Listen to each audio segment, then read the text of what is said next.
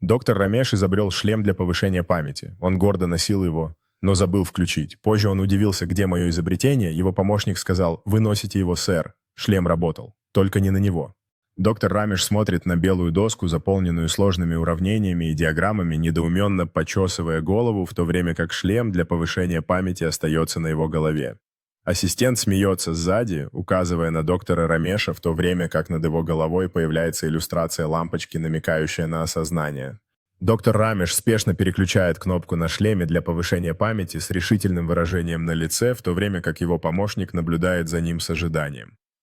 Яркое отображение голографических изображений окружает голову доктора Рамеша, когда шлем активируется, демонстрируя различные воспоминания и идеи, которые оживают. Глаза доктора Рамеша расширяются от восторга, когда яркие огни освещают его лицо, показывая различные воспоминания, плавающие вокруг него от детских моментов до новаторских научных открытий.